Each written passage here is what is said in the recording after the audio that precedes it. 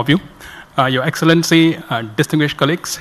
Now, the focus of my presentation is very much in line with the theme of the Congress, and that is quality education for sustainable and inclusive growth. But I'm going to focus on higher education and with a focus on Singapore. Now, this is the outline of my presentation. I'll elaborate more on this as I go along. Now, how many of you have been to Singapore? Can I have a show of hands? Oh, I think almost everyone. I think I can skip this slide. Singapore, for those who have not been, it's a very tiny island. You can go from the east to west in about half an hour by car, and north to south in about 20 minutes. And it's an immigrant society, no natural resources, and people are its only assets. And also the GDP is among the top in the world, and we have a lot of MNCs operating in Singapore. Now this is a snapshot of the Singapore skyline. It's a very modern city. And now for the purpose of context, I thought that I will just show that Singapore's economy has progressively matured into the knowledge-based economy today. Now, I want to focus on higher education, but nevertheless, I think it's very important to set a context by talking about the school education first. Now, school education in Singapore, you have 6 years of compulsory primary education. Parents who do not send their children to school for compulsory education are committing a criminal offense, which is punishable by law.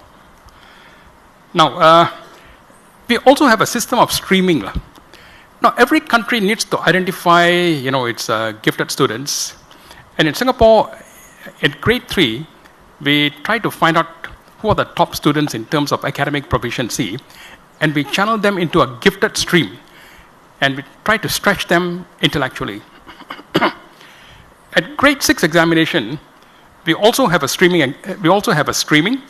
Now, based on the results of the grade 6 exam, students are channeled into a particular stream. For example, normal academic.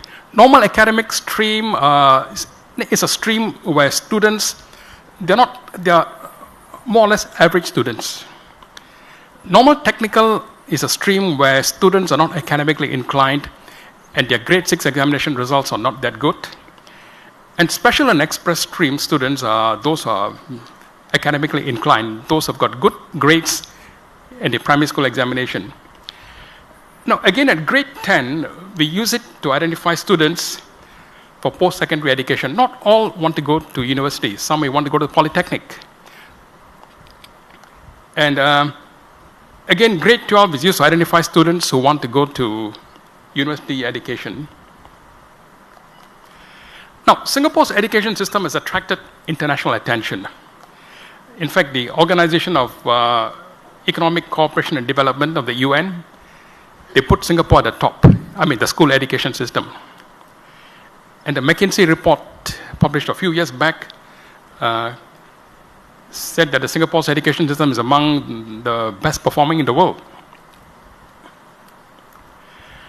Now, one reason why Singapore's education system has been the subject of a lot of interest is because it's very much outcome driven. And there's a lot of reforms happening. Because Singapore, we find that we learn a lot from other countries' best practices, and we try to see in what way we could put this into our own system. So that is one of the reasons why Singapore's education system is often in a state of flux, because we find that we're constantly looking at best practices, trying to put this into the local context. And now, if you look at this data, you could see that about 98% of students will complete their grade 6 examination. And close to 90% will complete 10 years of schooling. Now, those who go on to +2, which is what you have in the, which is what is called in India +2, that is about 26%.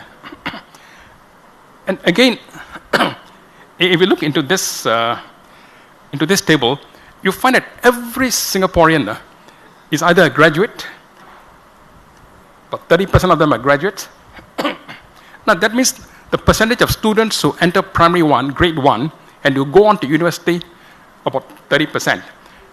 Now those who go on to technical institutes to get a vocational certificate, about 23%. And those who go to polytechnics to get a diploma is about 46%. So you find that overall, close to 99% of students, they have a qualification, which can translate into workplace benefits.